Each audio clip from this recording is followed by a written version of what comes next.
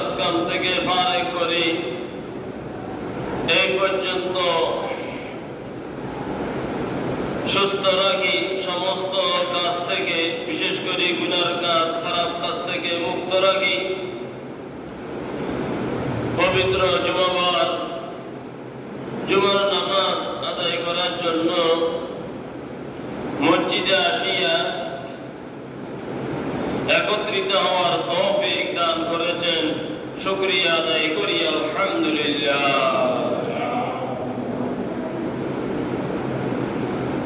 চতুর্দিকে যখন বিভিন্ন হালত চলতেছে, সেই হালতের মধ্যে নেক কাজে একত্রিত হতে পারা, নেকির আমল করতে পারা, এটা আল্লাহ তাআলার বহুত বড় নিয়ামত।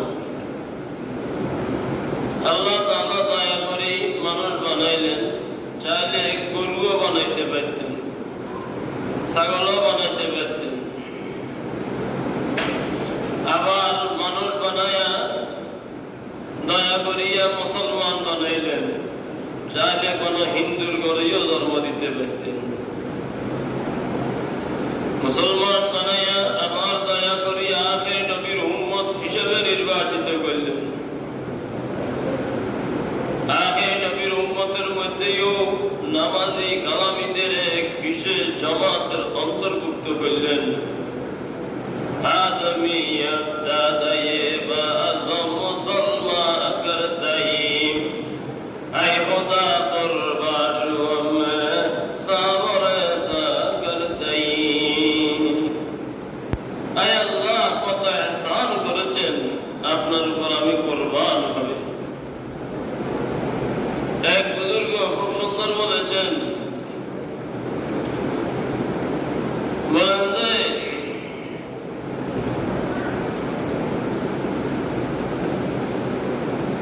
किसी खाकी पर मत कर खाक अपने जिंदगानी को, जवानी कर फिदा उस पर जिसने दी जवानी को।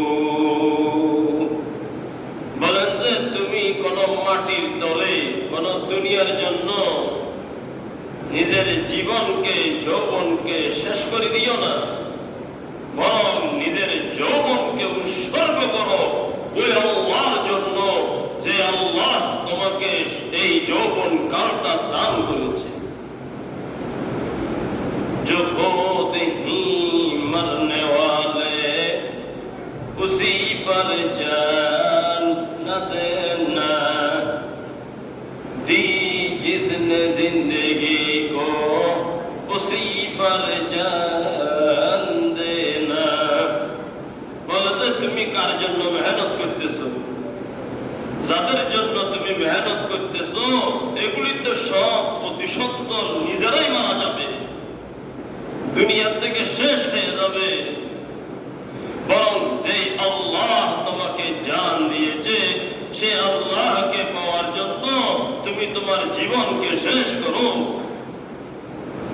লাইলা নারহি আশিক লাইলা नरहेंगे, लेकिन सदा आशिक जो है मौला के रहेंगे। আমার মওলা হামেশা ছিল, আছে, হামেশা থাকবে। যে আল্লাহ সব সময় থাকবে, যে আল্লাহ আমাকে জীবনে, মরণে, কবরে, হাসরে, কিয়ামতের ময়দানে আমাকে সাহায্য করে, সে আল্লাহর জন্য তুমি জান দাও। যারা নিজেরাই ধ্বংস, নিজেরাই দুনিয়া থেকে শেষ হয়ে যাবে, এদের পিছনে তুমি তোমার সময়কে ব্যয় করিও। ভাই ও দোস্ত, বুজুর্গ, চতুর্দিকে রোগ ব্যাধি, মৃত্যু ইত্যাদির খবর, প্রত্যেক ঘরে ঘরে রোগ ব্যাধি, প্রত্যেক ঘরে ঘরে অসুস্থতা, খবর আর খবর। ভাই ও দোস্ত, বুজুর্গ, কোরআন শরীফের আয়াত আল্লাহ তাআলা বলেন, তোমাদের উপরে যে মুসিবত আসে এটা তোমাদের হাতের কামাই। তোমাদের গুনার কারণে তোমাদের উপরে মুসিবত আসে, বাকি ঈমানদারদেরকে আল্লাহ তাআলা মুসিবত দিয়া তার গুনাহটাকে maaf করে দেয়। ওয়ামা আসাবাকুম মিন মুসিবাতিন ফাবিমা কাসাবাত আইদিকুম ওয়া ইয়াফু আন কাসীর।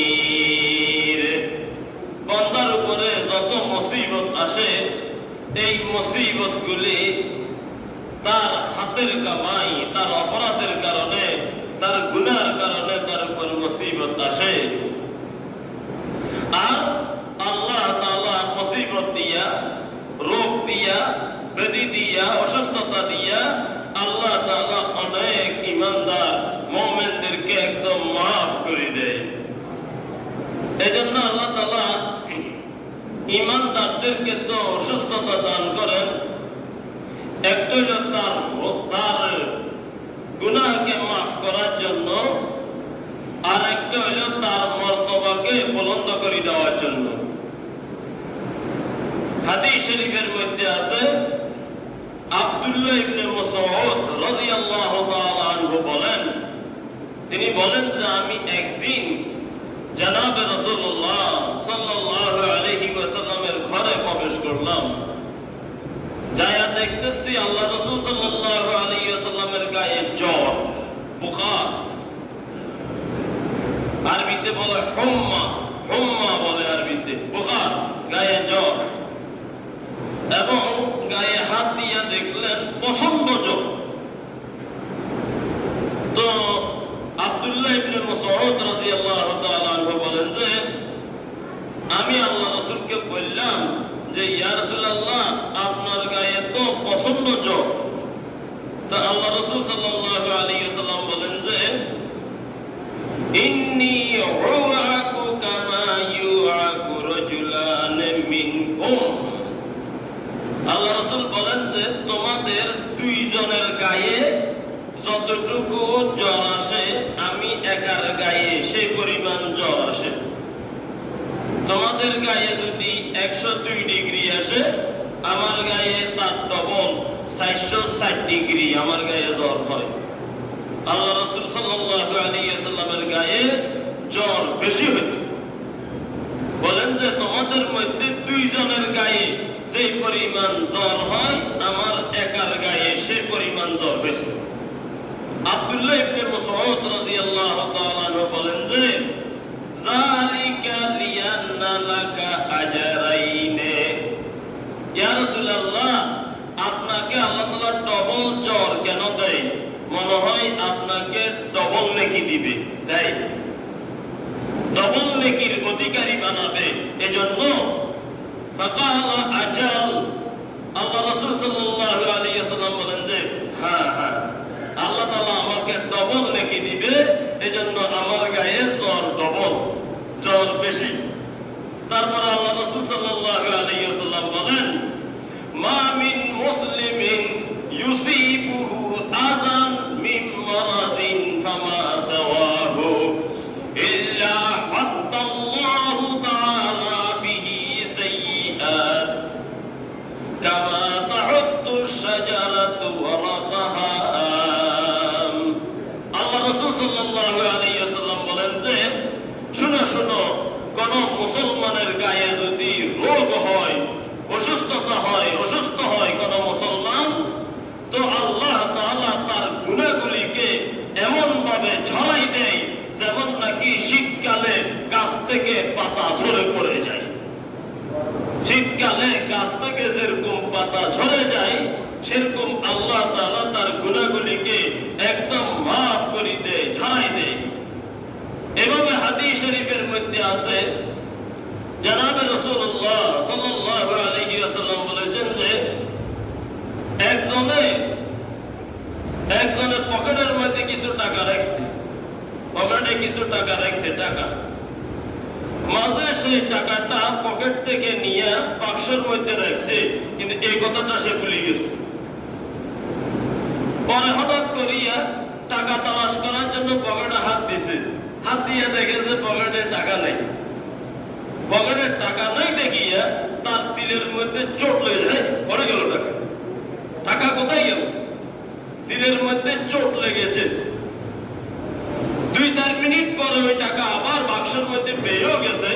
তবুও মাঝখানে যে সামান্য সময় দিলে চোট লেগেছে, সে পেরেশান হয়েছে, এই পেরেশানির কারণে আল্লাহ তাআলা তার অনেক গুনাহ মাফ করে দেন। এভাবে হাদিস শরীফের মধ্যে আছে মুসলমানের যে কোনো কষ্টের কারণে আল্লাহ তাআলা তার গুনাহ মাফ করে, এমনকি তার পায়ের মধ্যে একটা কাঁটা ঢুকছে, একটা কাঁটা পায়ের মধ্যে একটা কাঁটা ঢুকছে, এই কাঁটা ঢুকছে যে এটার কারণেও আল্লাহ তাআলা তার গুনাহ মাফ করে দেয়। হাদিস শরীফের মধ্যে আছে জনাবে রাসূলুল্লাহ সাল্লাল্লাহু আলাইহি ওয়াসাল্লাম বলেছেন, মা ইউসিবুল মুসলিমু মিন নাসাবিন ওয়ালা ওয়াসাবিন ওয়ালা হাম্মিন ওয়ালা হুজনিন ওয়ালা আযান ওয়ালা গাম্মিন হাত্তা শাওকা ইউশাকুহা ইল্লা কাফফারাল্লাহু বিহা মিন খাতায়াহু।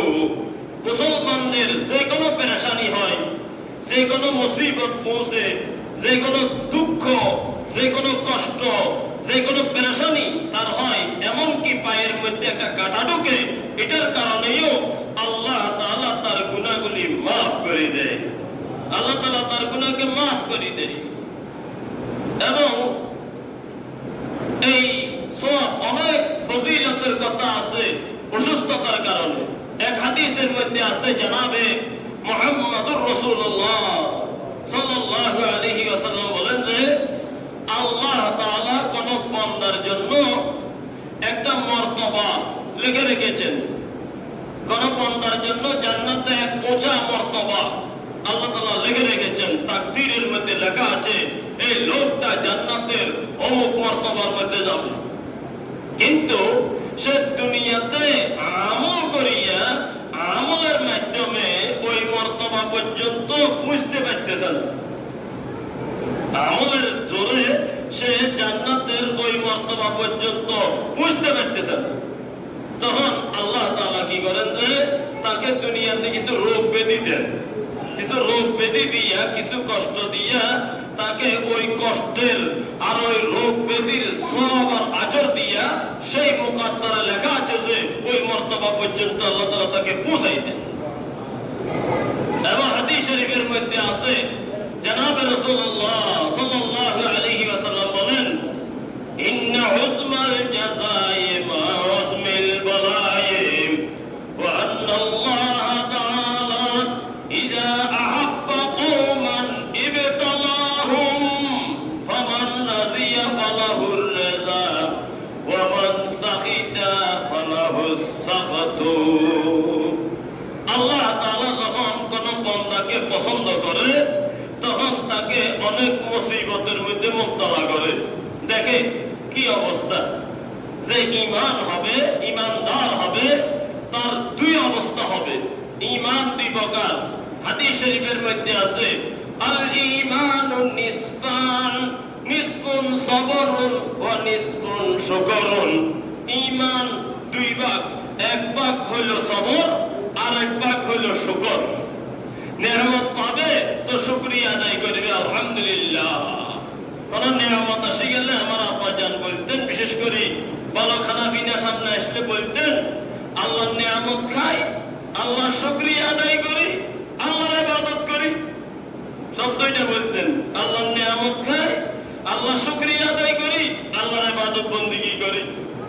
আর কোন মুসিবত আসে গেলে সবর করবে, কোন মুসিবত আসে গেলে কি করবে? সবর করবে।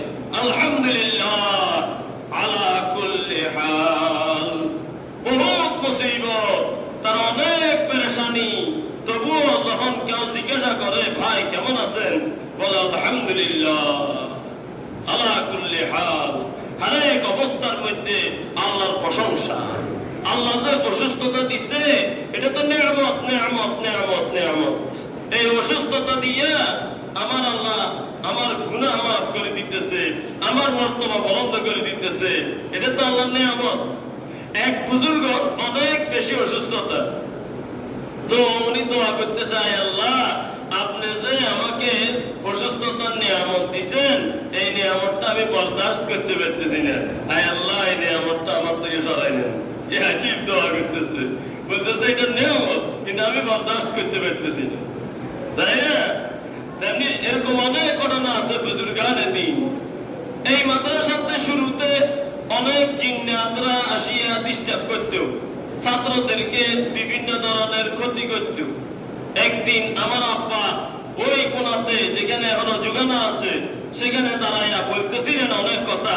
তার মধ্যে কয়েকটা শব্দ আমার মনে আছে। উনি বলতেছিলেন যে, হে জিন্নাতরা, আল্লাহর মেহমানরা, তোমরা হে জিন্নাতরা, বলতেছিলেন যে এখানে আল্লাহ রসুলের মেহমানরা থাকে আর তোমরা আল্লাহ রসুলের মেহমানদেরকে আদর করতে চাও, কিন্তু আমরা মানুষ জাতি তোমাদের আদর সহ্য করতে পারি না, তোমরা আসিও না এখানে।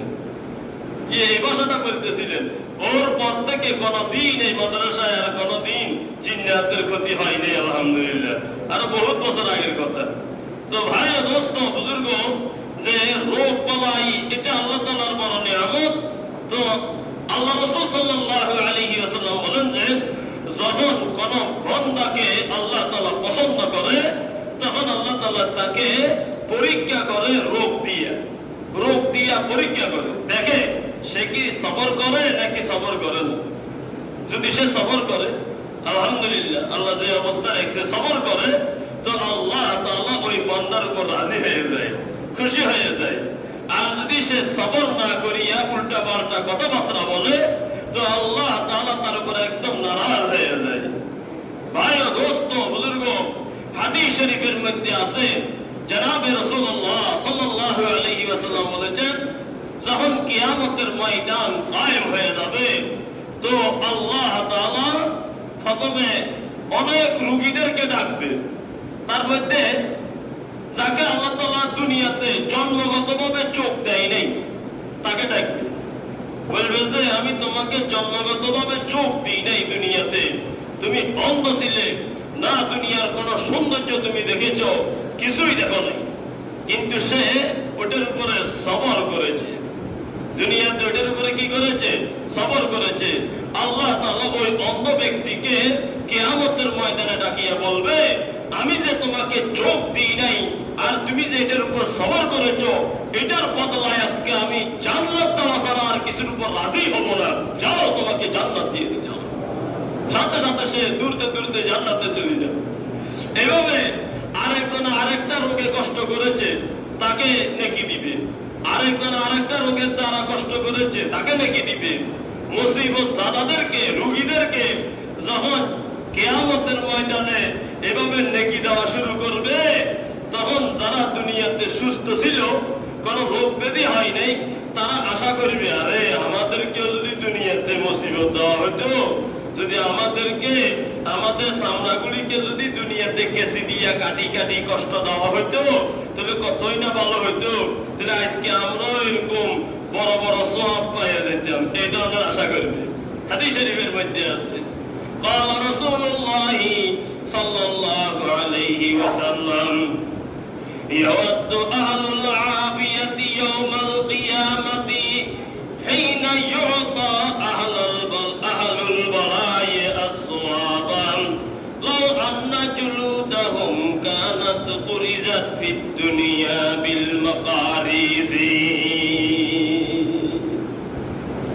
যখন নাকি অসুস্থ ব্যক্তিদেরকে কিয়ামতের ময়দানে নেকি দেওয়া হবে, তখন সুস্থরা আশা করবে যে আরে দুনিয়াতে যদি আমাদের চামড়া কেসে দিয়ে কাটা হইতো কতই না ভালো হইতো, তাহলে আমরা তো আজকেই অনেক বড় বড় নেকি পাইতাম। এজন্য যে কোনো মরজ, যে কোনো অসুস্থতার মধ্যে ইহতিসাব, সওয়াবের আশা করবে। কিসের আশা করবে? সওয়াবের আশা করবে।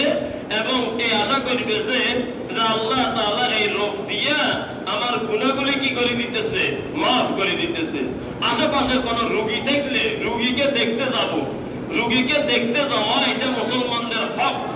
হাদিস শরীফের মধ্যে আছে লিল মুসলিমি আলাল মুসলিমি সিত্তু খাসালিন ইয়াউদুহু ইজা মারিজা। এক মুসলমান আরেক মুসলমানের অনেক হক আছে, এক মুসলমানের হক আরেক মুসলমানের প্রতি অনেক। তার মধ্যে হাদিসে 6টা হকের কথা বলছে, তার মধ্যে একটা হলো ইয়াউদুহু ইজা মারিজা, অসুস্থ হলে দেখতে যাবে, অসুস্থ হলে দেখতে যাবে। এক সাহাবী রাদিয়াল্লাহু তাআলা আনহু বলেন যে আমার চোখে এন্না উঠছে। এন্না এন্না বুঝেন কি বলেন আপনারা? এটা এন্না বলে না অনেকে, চোখ লাল হয়ে যায়, বড় হয়ে যায়। আমার চোখে এন্না উঠছে, আল্লাহ রাসূল সাল্লাল্লাহু আলাইহি ওয়াসাল্লাম শুনিয়া দেখার জন্য আমার ঘরে চলে এসেছে। আজীব কথা, আল্লাহ রাসূল সাল্লাল্লাহু আলাইহি ওয়াসাল্লাম চোখে এন্না উঠছে যে এজন্য আমাকে দেখতে চলে এসেছে। আজকে আমরা অসুস্থ ব্যক্তিকে দেখতে যাই না।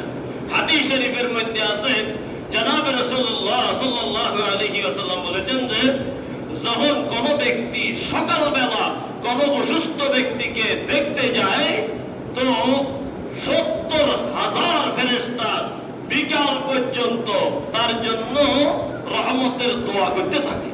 তার জন্য রহমতের কি করে? দোয়া করে। আর বিকাল বেলা যদি কেউ কোনো অসুস্থ ব্যক্তিকে দেখতে যায় তো ৭০,০০০ ফেরেশতা সকাল পর্যন্ত তার জন্য রহমতের দোয়া করতে থাকে। হাদিস শরীফের মধ্যে আছে। এবং হাদিস শরীফের মধ্যে আছে যে যখন তোমরা কোন রোগীকে দেখতে যাইবে তখন আল্লাহ রাসূল সাল্লাল্লাহু আলাইহি ওয়াসাল্লাম রোগীকে দেখতে গেলে কি করতেন? এই কথাটা হাদিসের মধ্যে আছে। রোগীর মাথায় হাত দিতেন। রোগীর মাথায় কি দিতেন? হাত দিতেন। হাত দিয়ে একটু মসাই করতেন। মসাই করিয়া বলতেন ইযহাবিল বাস রাব্বান নাস আল্লাহুম্মা আনতা শাফি লা শিফা ইল্লা শিফাউক। ইযহাবিল বাস রাব্বান নাস। রাব্বান নাস মানে সমস্ত মানুষের প্রতিপালক। হে সমস্ত মানুষের প্রতিপালক, ইযহাবিল বাস, এই ব্যক্তির রোগটাকে সরাই দেন। ইযহাবিল বাস রাব্বান নাস আনতা শাফি, আয় আল্লাহ আপনি শিফা দানকারী, লা শিফা ইল্লা শিফাউক, আপনার শিফা ছাড়া কেউ শিফা দিতেই পারে না। এবং আল্লাহ রাসূল সাল্লাল্লাহু আলাইহি ওয়াসাল্লাম বলতেন রোগীকে লা বাসা তুরুন ইনশাআল্লাহু তাআলা। রোগীকে বলতেন চিন্তা করিও না, কোনো সমস্যা নাই। লা বাসা মানে কোনো সমস্যা নাই, তুহুরুন ইনশাআল্লাহু তাআলা।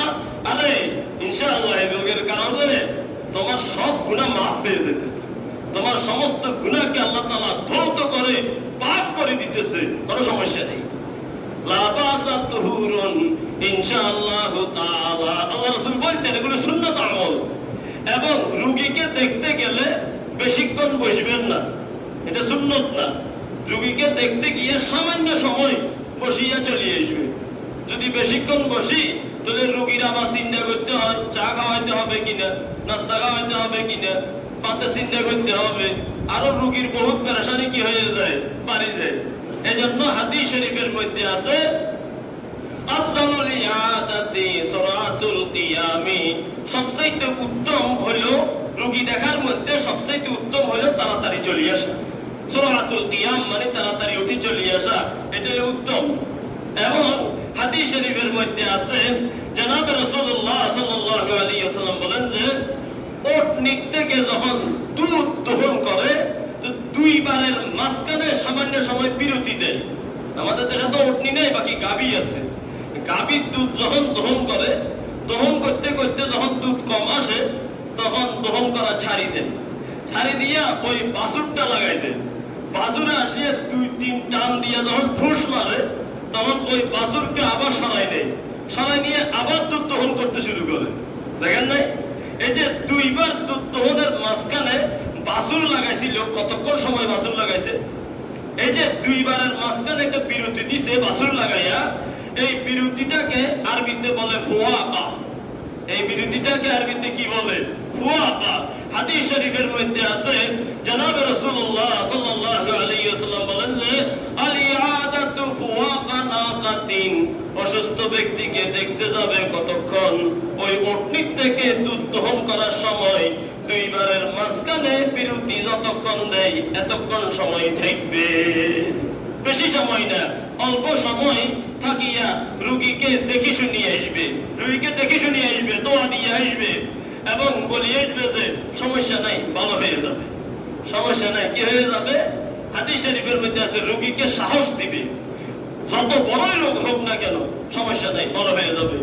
আমার এই কথা বলার দ্বারা তকদীর তো পরিবর্তন হবে না, কিন্তু রোগীটা হিম্মত পাইল, রোগী সে তাসাল্লি পাইল, সান্ত্বনা পাইল, এজন্য রোগীকে সান্ত্বনা দিবে, না সমস্যা নেই, ক্যান্সার রোগ সমস্যা নেই, এরকম বহুত ক্যান্সার রোগী ভালো হয়ে গেছে, মাশাআল্লাহ, সমস্যা নেই, চিন্তা করিয়েন না, এটার দ্বারা আপনার গুনাহ মাফ হইতেছে, আপনার মর্তবা কি হইতেছে, বুলন্দ হইতেছে। এভাবে রোগীকে সান্ত্বনা দিয়ে আসবে। হাদিস শরীফের মধ্যে আছে রোগীকে কি দেওয়ার কথা আছে, সান্ত্বনা দেওয়ার কথা আছে। এবং হাদিস শরীফের মধ্যে আছে জনাব রাসূলুল্লাহ সাল্লাল্লাহু আলাইহি ওয়াসাল্লাম বলেন যে যখন নাকি কোন ব্যক্তি কোন অসুস্থ ব্যক্তিকে দেখতে যায়, কোন রোগীকে দেখতে যায়, এটা তো অনেক নেকি, তার মধ্যে একটা নেকি এটা হলো কানা লাহু খরিফুন ফিল জান্নাহ, আল্লাহ তাআলা ওই ব্যক্তির জন্য জান্নাতের মধ্যে একটা বাগান তৈরি করেন, একটা বাগান তৈরি করেন যে ব্যক্তি রোগীকে দেখতে যায়। এভাবে হাদিস শরীফের মধ্যে আছে যে জনাব রাসূলুল্লাহ সাল্লাল্লাহু আলাইহি ওয়াসাল্লাম বলেছেন যে ব্যক্তি কোন রোগীকে দেখতে গিয়া 7 বার একটা দোয়া পড়বে, কয়বার? 7 বার, 7 বার দোয়াটা পড়বে। তো জনাব রাসূলুল্লাহ সাল্লাল্লাহু আলাইহি ওয়াসাল্লাম বলেছেন যে যদি এই দোয়াটা 7 বার পড়ে, ওই রোগীর যদি মওত না থাকে, আল্লাহ তাআলা তাকে খুব তাড়াতাড়ি সুস্থ করে দিবেন। যদি মওত না থাকে তাহলে খুব দ্রুত কি করে দিবেন? মওত থাকলে তো এটা আর কি অসুস্থতার মাসলা নাই, মওত থাকলে তো মওত হবে। ওই দোয়াটা কি? আসআলুল্লাহাল আযীম রাব্বাল আরশিল আযীম আন ইয়াশফিয়াক, আসআলুল্লাহাল আযীম রাব্বাল আরশিল আযীম আন ইয়াশফিয়াক। ছোট দোয়া, আসআলুল্লাহাল আযীম রাব্বাল আরশিল আযীম আন ইয়াশফিয়াক, আসআলুল্লাহাল আযীম রাব্বাল আরশিল আযীম আন ইয়াশফিয়াক। কোন রোগীর পাশে বসিয়া কেউ যদি এই দোয়াটা 7 বার পড়ে, তো আল্লাহ তাআলা তার মওত না থাকলে দ্রুত কি দিয়ে দিবেন? শিফা দিয়ে দিবেন। এই সুন্নাত আমল এগুলো করতে পারি। সাথে সাথে আরেকটা আমল এটা করব যে এগুলি মুসিবত, রোগ ব্যাধি, এটা মুসিবত, আর মুসিবত দূর হওয়ার জন্য একটা পরীক্ষিত আমল হলো সদকা করা। সদকা করা প্রত্যেকের সামর্থ্য অনুযায়ী 100 টাকা, 1000 টাকা, 2000 টাকা, 10,000 টাকা সদকা করলাম। as-sadaqatu la yatakhataha, হাদিস শরীফের মধ্যে আছে মুসিবত সদকাকে ডিঙ্গাইয়া আসে না, সদকাকে ডিঙ্গাইয়া কি আসে না, মুসিবত আসে না। যদি আমি সদকা না করি তো দেখা যাবে এত বড় মুসিবত আসবে যে কত লক্ষ লক্ষ টাকা চলে যাবে। সেদিনে একজন বলল যে এক আত্মীয়কে বেশি অসুস্থ হয়েছে যে ঢাকা অ্যাপোলো হাসপাতালে নিয়ে ভর্তি করাইলাম, কয়েকদিন পরে মারাই গেল, আইসিইউতে ছিল, মারা গেল, লাশ আনতে 22 লক্ষ টাকা দিতে হয়েছে। 22 লক্ষ টাকা ফেড করিয়ে তারপরে লাশ আনতে হয়েছে, নাহলে লাশও চাইতেছে না। কথা বুঝে আসছে কি আসে নাই? এভাবে লক্ষ লক্ষ টাকা হাসপাতালে চলে যায়, বিভিন্ন লক্ষ লক্ষ টাকা বিভিন্ন জায়গায় ব্যয় হয়ে যায়। তার আগেই যদি আমি কিছু সদকা করি আল্লাহর জন্য, তো দেখা যাবে সেই লক্ষ লক্ষ টাকা ব্যয়ের থেকে আল্লাহ তাআলা কি করে দিবে? বাঁচাই দিবে, ওটার থেকে আল্লাহ তাআলা হেফাজত করে দিবে। as-sadaqatu la yatakhataha, সাদাকাকে ডিঙ্গাইয়া কোনো মুসিবত আসে না, বলা আসে না। এইজন্য যখন মানুষ সদকা করে, সদকার দ্বারা আল্লাহ তাআলা মুসিবতকে দূর করে দেয়। আল্লাহ তাআলা আমাদেরকে বুঝা এবং আমল করার তৌফিক দান করেন। ওয়া আখিরু দাওয়ানা আলহামদুলিল্লাহি রাব্বিল আলামিন ওয়া সাল্লাল্লাহু তাআলা আলা খায়রি খালকিহি মুহাম্মদ ওয়া আলা